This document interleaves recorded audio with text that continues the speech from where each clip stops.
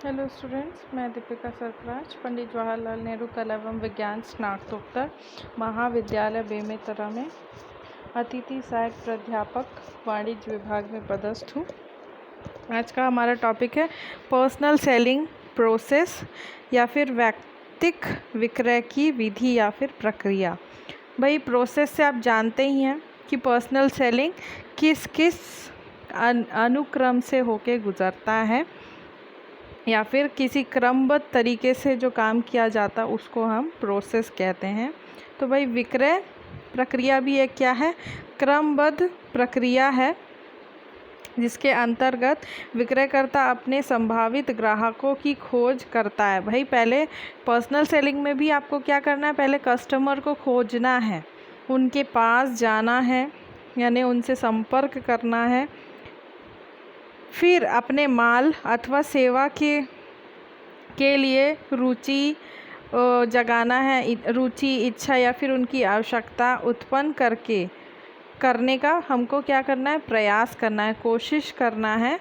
उसके बाद पारस्परिक ढंग से संतुष्टि के लिए माल अथवा सेवा के क्रय के लिए ग्राहक को प्रेरित करना है, वही है प्रोसेस। यानी आप पहले कंज्यूमर ढूंढेंगे, उसके बाद उनसे संपर्क करेंगे यानी कांटेक्ट करेंगे, यानी उनसे मिलना, फेस टू फेस मिलना, इट्स कॉल्ड कांटेक्ट। मिलने के बाद आप उनको उस प्रोडक्ट के बारे में बताएंगे, तब तो उनके में रुचि उत्पन्न होगा, तब उनकी आवश्यकता के अनुसार अगर उनके यूज़ का होगा तो वो और जानने की कोशिश करेंगे। इच्छा जागना मतलब रुचि होगी, इच्छा जगेगा। आप जब उस प्रोडक्ट के बारे में बताएंगे तभी वो इच्छा उत्पन्न होती है। वो इच्छा जागने के बाद आप उनको संतुष्ट करने की कोशिश करेंगे कि नहीं, प्रोडक्ट लिटरली आपकी आवश्यकता के अनुसार का है, आपको इससे बेनिफिशियरी होगा या बेनिफिशियल होगा, तो ग्राहक उसको क्या है, प्रेरित होकर उसको क्रय करेगा। विक्रय प्रक्रिया को अपने नामों से पुकारते हैं, जैसे विक्रय अनुक्रम, विक्रय तकनीक आदि। विक्रय प्रक्रिया की कुछ मुख्य विशेषताएं हैं जो कि प्रोफेसर ग्रिफ के अनुसार है। विक्रय प्रक्रिया एक क्रमबद्ध अनुक्रम है जो संभावित ग्राहकों को कुछ निर्णय करने में मार्गदर्शन करती है।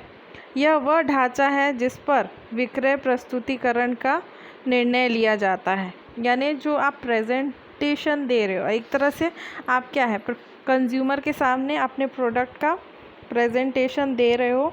उस प्रेजेंटेशन के बेस पे कंज्यूमर निर्णय लेता है कि वो प्रोडक्ट आपके लायक है या नहीं, आपको प्रेजेंट करना है। और विक्रय पर्सनल सेलिंग को आप एक तरह से, जो सेल्समैन होते हैं वो क्या करते हैं, एडवर्टाइजमेंट करते हैं उस वस्तु का। कि कई बार आपने देखा होगा एमबीए के स्टूडेंट जो मार्केटिंग डिपार्टमेंट या मार्केटिंग ब्रांच के होते हैं, खासकर उनके लिए पर्सनल सेलिंग का काम दिया जाता है उनको, to know about the consumers, consumer taste, consumer preference, उनके बारे में, कि आप जानो कि प्रोडक्ट को कैसे बेचा जाता है पर्सनली।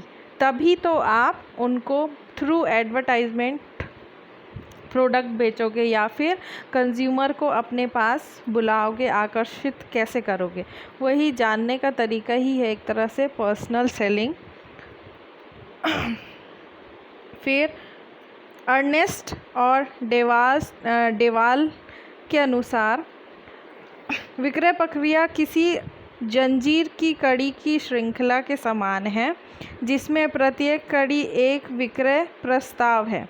उन कड़ियों को इस प्रकार खूबसूरती से रखना चाहिए कि ना तो विक्रयकर्ता और ना ग्राहक की यह अनुभव कर सके कि यह प्रक्रिया में वे अलग अलग हिस्से में हैं।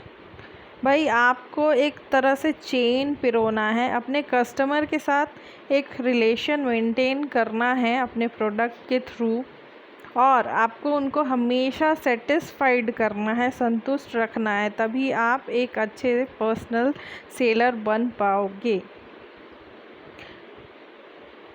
नियोजित विक्रय प्रक्रिया यह क्रमबद्ध चरणों की श्रृंखला है जिसके अंतर्गत एक विक्रयकर्ता संभावित ग्राहक को खोजने, उसके संपर्क करने, उसकी इच्छा आवश्यकताओं की संतुष्टि के लिए वस्तु या सेवा के क्रय के लिए प्रेरित करने का कार्य संपन्न करता है।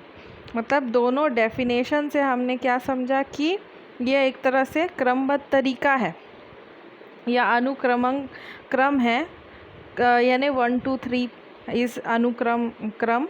तो उस स्टेप बाय स्टेप हम सीढ़ी चढ़ते हैं, कंज्यूमर को ढूंढना, फिर उनसे संपर्क करना, उनकी इच्छा और आवश्यकताओं को जानना, फिर उनको उस सेवा और वस्तु के क्रय करने के लिए प्रेरित करना। ये है प्रोसेस। अब इसकी विशेषता जानते हैं। विक्रय प्रक्रिया वस्तु या सेवाओं के विक्रय की प्रक्रिया है। जो सेलिंग प्रोसेस है वो क्या है? एक तरह से वस्तु और सेवा को बेचने का तरीका है या प्रोसेस है कि आप वस्तु को किस तरीके से बेच रहे हो। यह माल या सेवा के विक्रय करने की क्रमबद्ध प्रक्रिया है। यह एक तरह से सीक्वेंस्ड प्रोसेस है। आप अपने माल को एक सीक्वेंस में बेचोगे कि डायरेक्ट गए कंज्यूमर को बेच दिए, ऐसा पॉसिबल इसमें नहीं हो पाता है। आपको कंज्यूमर को ढूंढना पड़ेगा और वैसे कंज्यूमर जो आपके प्रोडक्ट के लिए नीडी हैं। तो ये सबसे पहला प्रोसेस होता है कि कंज्यूमर को आपको ढूंढना है और वैसे कंज्यूमर जो आपके प्रोडक्ट को की उनको आवश्यकता है। तीसरा है यह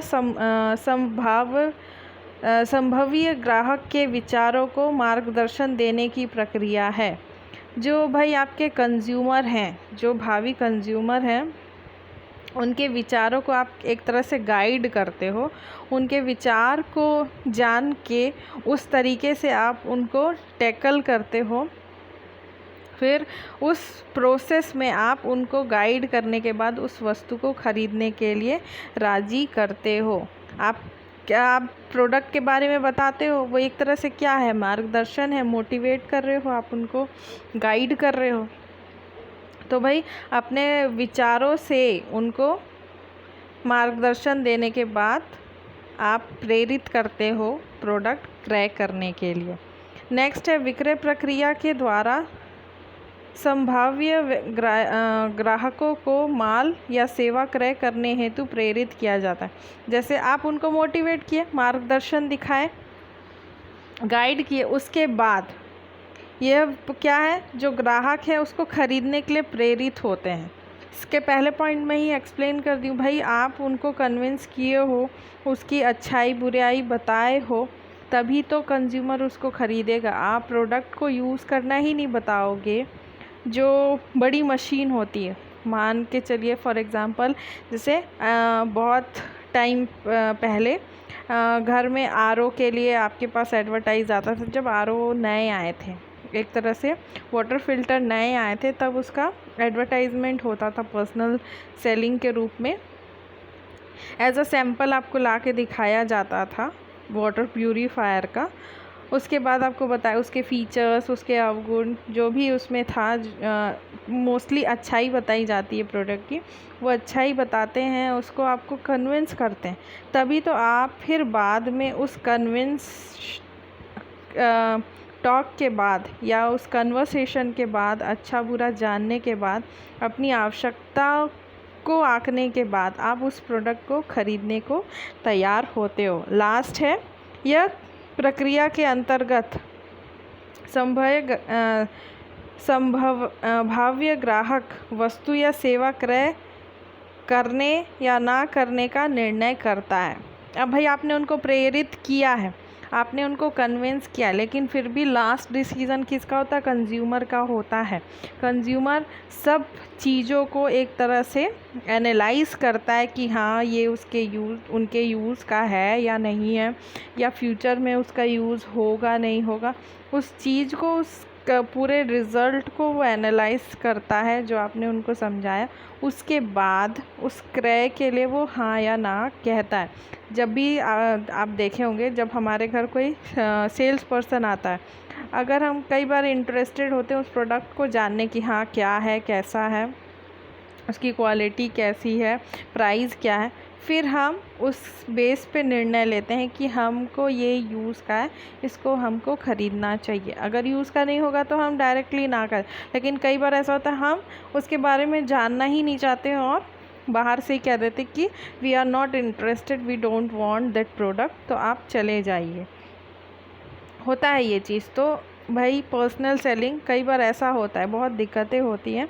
मैनेजमेंट वाले स्टूडेंट्स इस चीज़ को बहुत अच्छे से समझते हैं कि personal selling is not a easy task. आपको जाना है, कस्टमर को कन्विंस करना है, डोर टू डोर सेल करना है, तो it's a tough work also. तो थैंक यू। पर्सनल सेलिंग की विशेषता और होता क्या है, प्रोसेस, ये जाने। नेक्स्ट पार्ट में इसका आगे का हिस्सा पढ़ेंगे। तो thank you. Be safe, be healthy.